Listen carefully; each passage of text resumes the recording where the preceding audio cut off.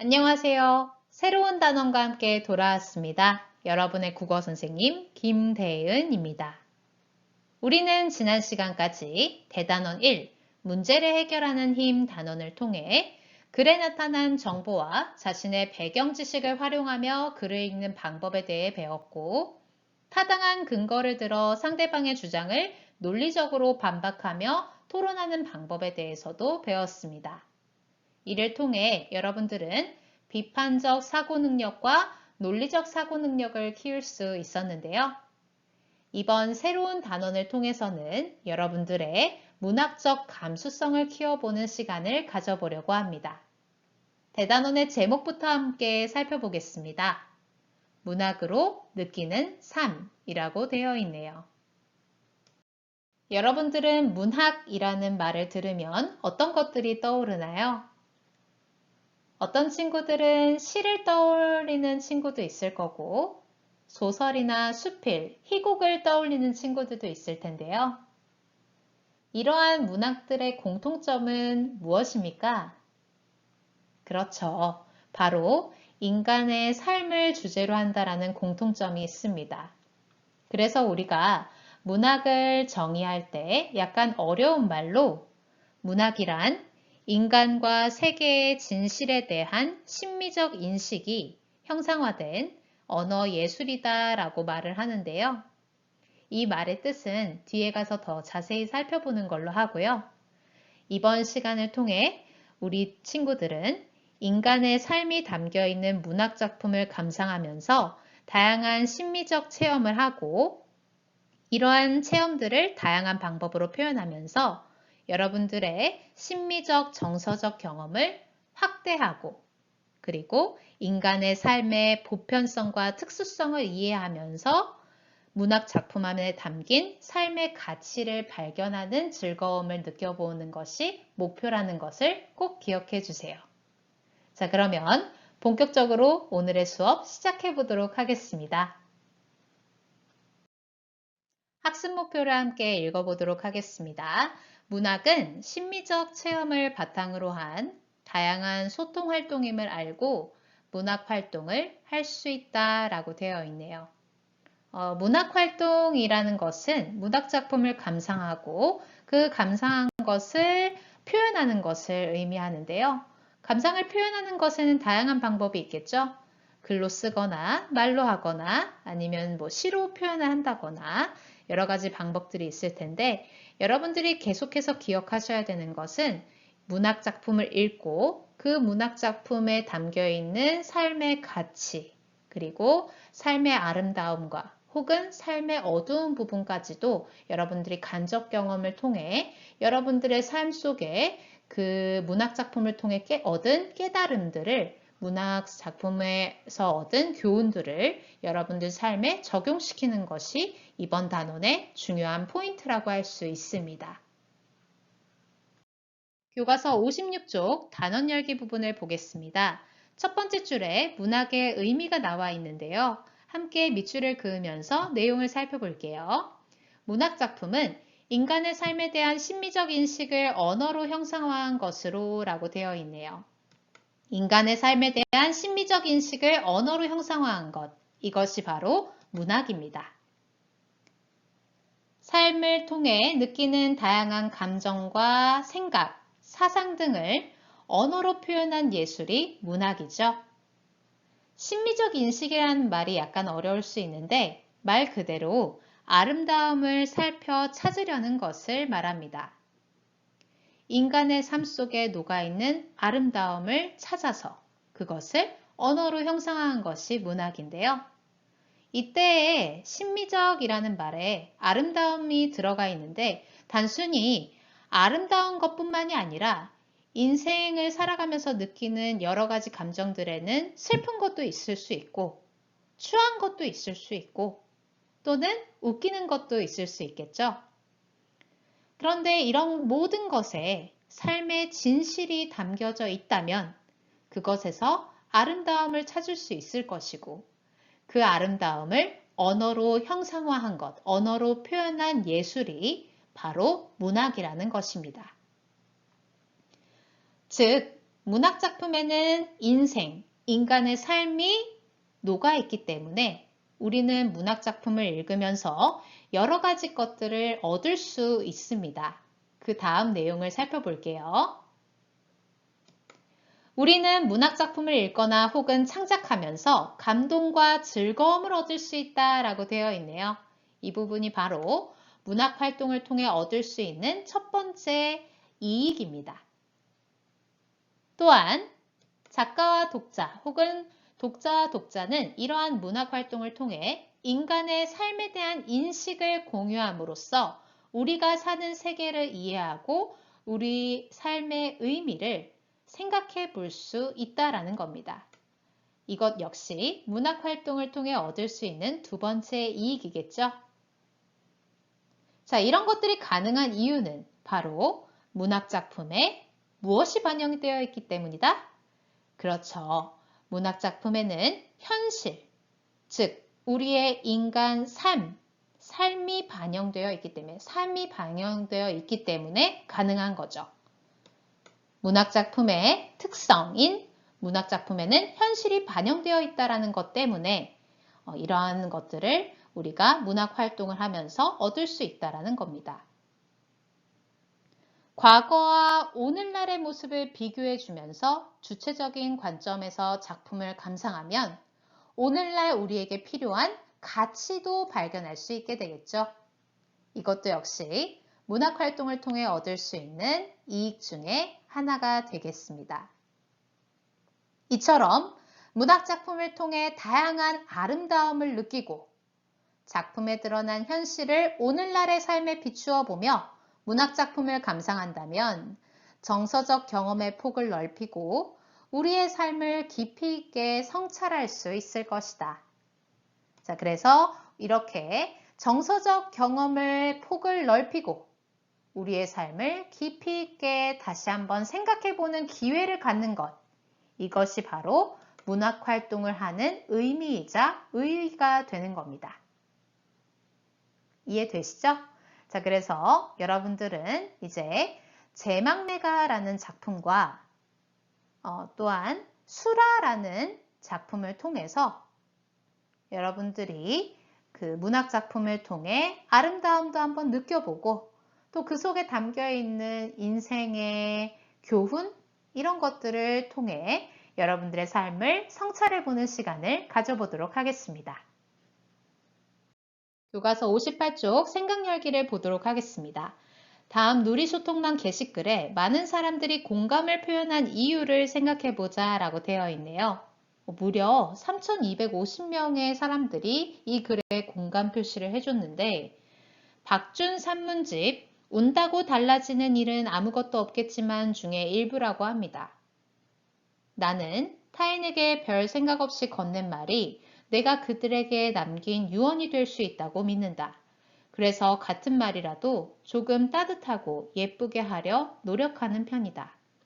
말은 사람의 입에서 태어났다가 사람의 귀에서 죽는다. 하지만 어떤 말들은 죽지 않고 사람의 마음 속으로 들어가 살아남는다. 여러분들은 이 글에 공감을 하시나요? 선생님은 이 글을 읽고 선생님의 언어 습관을 반성을 해봤습니다. 저도 사람인지라 학생인 여러분에게 혹은 제 주위 사람들에게 생각 없이 말을 해서 의도치 않게 상처를 준 적이 많은데요. 이렇게 제가 생각 없이 무심코 뱉은 한마디가 상대에게 남기는 유언이 될 수 있다라는 이 표현을 통해서 참 말을 조심해야 되겠구나 라는 걸 다시 한번 깨닫습니다. 우리나라에는 말과 관련된 속담들이 참 많잖아요. 그만큼 말의 중요성을 잘 알고 있는 민족인데도 불구하고 우리는 실수를 참 많이 하는 것 같습니다. 최대한 다른 사람에게 말을 할 때는 한 번 더 생각하고 그 사람이 이 말을 들었을 때 어떠한 마음을 느낄 수 있을까? 그리고 최대한 다른 사람이 들었을 때 힘을 얻을 수 있는 좋은 말들을 많이 해줘야 되겠구나 라는 생각을 하게 됐는데요. 어, 여러분들도 이 글에 공감이 된 친구들이라면 평상시 자신이 말실수를 좀 하는 사람이지 않았나 한번 반성을 하는 친구들이 있었을 것 같습니다. 이렇게 아마도 3,250명의 사람들의 이 글에 공감을 한 이유는 저처럼, 선생님처럼 많은 사람들이 평상시에 말실수를 하고 이 글을 읽으면서 그런 말의 중요성, 말의 힘 이런 것들을 새삼 다시 느끼고 말을 조심하고 말을 상대방을 배려하면서 해야 되겠구나라는 깨달음을 얻은 사람들이 이런 공감 표시를 하지 않았나라는 생각이 드네요. 자, 우리가 이렇게 하나의 글을 통해서 여러 가지 깨달음과 공감을 할 수 있는 것, 짧은 글 속에서도 감동과 아름다움을 느낄 수 있다는 것, 이것이 바로 문학이 가지고 있는 힘이라는 거죠.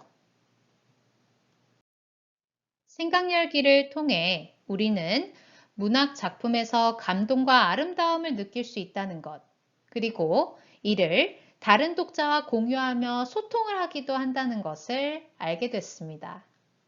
이번 단원에서는 제막매가와 수라를 감상하며 문학의 아름다움을 느껴보고 이러한 정서적 심미적 경험을 다양한 방법으로 표현해 볼 건데요. 그 전에 작품에 담긴 심미적 인식, 문학을 통해서 독자들이 심미적 체험을 한다라는 의미가 무엇인지 다시 한번 정리해 보도록 하겠습니다. 문학 작품에는 어떤 대상에 대해 아름답다거나 추하다거나 숭고하다거나 비장하다거나 조화롭다거나 우스꽝스럽다거나 하는 등의 여러 가지 심미적 인식이 담겨 있습니다. 작가와 독자, 독자와 독자는 문학 작품을 통해 이러한 심미적 인식을 공유하게 되고요. 그를 통해 우리가 살고 있는 세상, 세계를 이해하고 삶의 의미를 성찰해 보는 시간을 가지게 됩니다. 작품에 담긴 심미적 인식을 바탕으로 독자 자신의 정서적 경험을 넓힐 수 있고요. 이를 다양한 방법으로 표현하며 다른 독자와 소통을 하는 것을 통해 삶을 바라보는 성숙한 시야가 만들어질 수 있는 겁니다. 이것이 바로 우리가 문학을 읽는 이유이자 문학의 가치가 되는 거죠. 우리가 시나 소설, 수필 같은 것들을 읽을 때 웃기도 하고 울기도 하는 등의 다양한 감정을 느끼죠. 시를 읽으면서 시적 화자의 처지에 공감을 할 때도 있고 소설 속 인물들의 행동과 모습에서 웃음을 터뜨리기도 합니다. 여러분들이 문학작품을 감상했을 때 느끼는 다양한 감정들, 그리고 자신뿐만 아니라 다른 친구들이 같은 이 문학작품을 읽었을 때 느끼는 또 다른 감정들, 이런 것들을 서로 공유하고, 그리고 문학작품을 읽으면서 느낀 아름다움과 깨달음을 서로 공유하는 것. 이것이 또 다른 의미의 문학 활동이자 여러분들의 삶을 풍요롭게 해주는데 도움을 받을 수 있는 문학의 역할이 되는 겁니다. 자, 그러면 다음 페이지부터 본격적으로 먼저 첫 번째 작품인 제막매가에 대한 내용을 보도록 하겠습니다. 교과서 60쪽에 실려 있는 제막매가는 신라시대 때의 승려 월명사라는 분이 지은 향가인데요. 신라 경덕왕 시대 때 활동했던 승려로 이름 높은 고승이자 향가 작가로 유명합니다. 이분이 지은 작품으로는 제막매가와 도설가가 있다라고 되어 있는데 그 중에 우리는 제막매가를 살펴볼 예정입니다. 교과서 61쪽에 제막매가와 관련된 배경설화가 실려 있는데요. 신라시대의 고승인 월명사가 죽은 누이를 추모하기 위해 제사를 지낼 때였다고 합니다. 월명사가 이 노래를 지어 불렀더니 갑자기 회오리 바람이 일어났고요. 그러자 신기하게도 저승 가는 길에 여비로스라고 관 속에 넣어두었던 종이돈이 극락세계가 있다고 알려진 서쪽으로 날아갔다고 합니다. 자, 이 배경설화를 참고하여 내용을 한번 살펴볼 텐데요. 제망매가라는 제목은 죽은 누이를 위해 제사를 지내며 부른 노래라는 뜻이라는 거 알 수 있겠죠? 화면에 나와 있듯이 제망매가는 총 10개의 구로 이루어져 있는 19채 향가입니다. 같이 한번 읽어볼게요. 생사길은 이에 있음에 머뭇거리고 나는 간다는 말도 못다 이루고 어찌 갑니까? 어느 가을 이른 바람에 이에 저에 떨어질 잎처럼 한 가지에 나고 가는 곳 모르온저.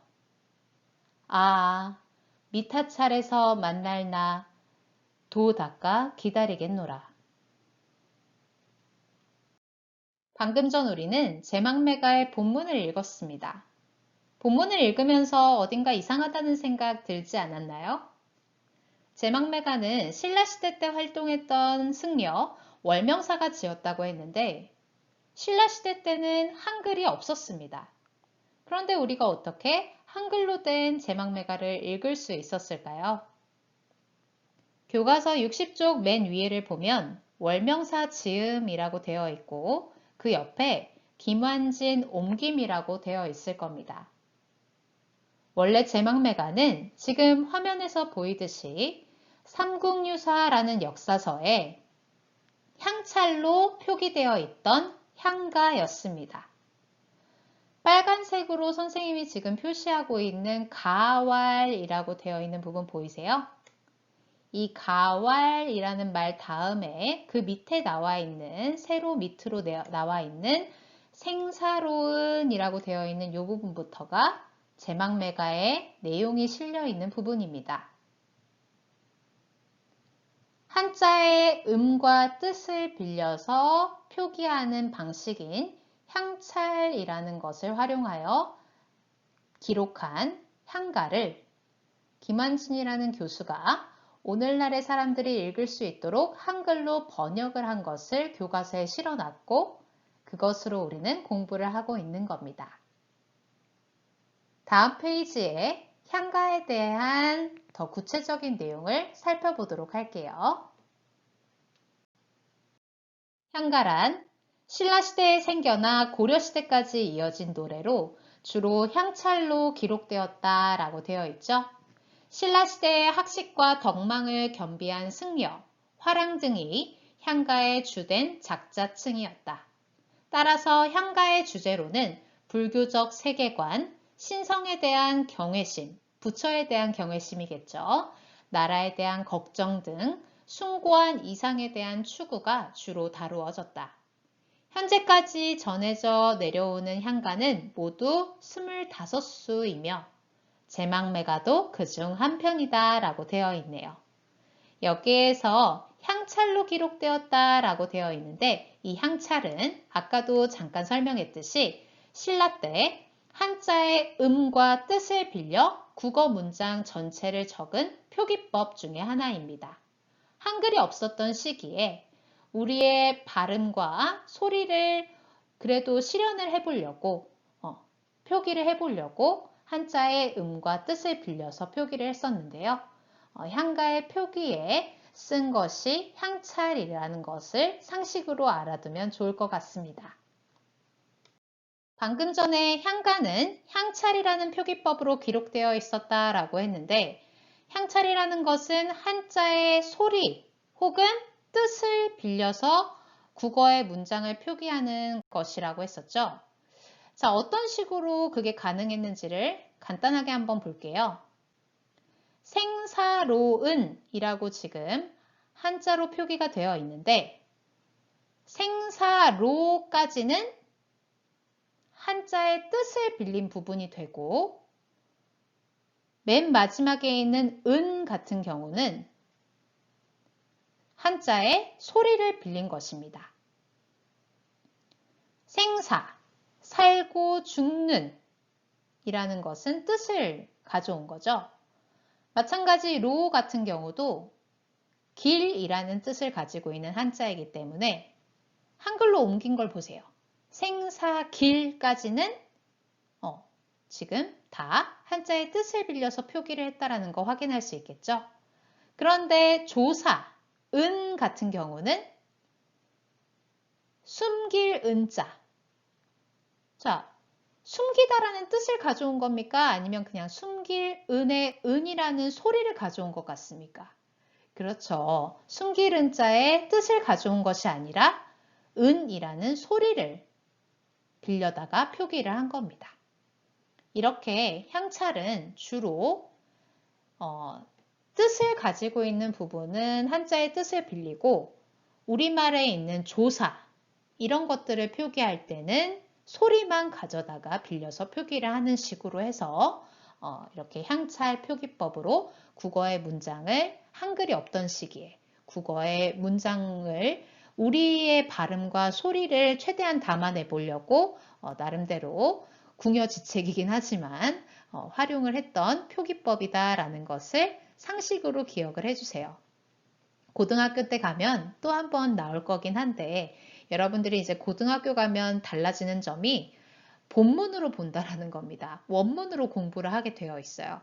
그래서 상식으로 여러분들에게 시간을 조금 할애해서 설명을 한 겁니다. 잘 참고하세요. 이제 본격적으로 제막매가의 내용을 살펴볼 텐데요. 앞서 살펴봤던 제막매가의 배경설화를 근거로 말하는 이의 처지와 정서를 유추해 볼 수 있습니다. 말하는 이는 현재 어떤 처지에 놓여 있나요? 그렇죠. 자신의 누이가 죽었습니다. 당연히 어떤 감정을 느낄까요? 슬프고 안타깝겠죠. 자, 그러한 상황을 여러분들이 기억을 하고 내용을 한번 해석해 보도록 합시다. 생사길은 이에 있음에 머뭇거리고. 자, 생사길은 어떻게 해석하면 좋을까요? 네, 죽고 사는 것의 갈림길 정도로 해석을 하면 좋을 것 같습니다. 자, 이렇게 죽고 사는 것의 갈림길이 예 있음에, 여기 있음에 라는 거죠. 이 말은 무슨 뜻일까요? 그렇죠. 죽고 사는 것의 갈림길이 가까이에, 즉 이승에 있음을 의미하는 것이라고 볼 수 있습니다. 그런데 머뭇거리고 있어요. 죽고 사는 것의 갈림길에서 머뭇거린답니다. 왜? 그렇죠. 죽음이 두려우니까. 누가 죽음 앞으로 당당하게 성큼성큼 걸어가겠습니까? 즉, 죽음에 대한 말하는 이의 두려움이 나타나는 부분이죠. 죽으면 더 이상 보고 싶어도 볼 수 없어요. 만지고 싶어도 만질 수 없습니다. 사랑하는 누이의 죽음 앞에서 얼마나 그 죽음이 두렵겠습니까? 그 다음을 볼게요. 나는 간다는 말도 못다 이루고 어찌 갑니까? 자, 여기서 나는 누구겠습니까? 그렇죠. 누이겠죠.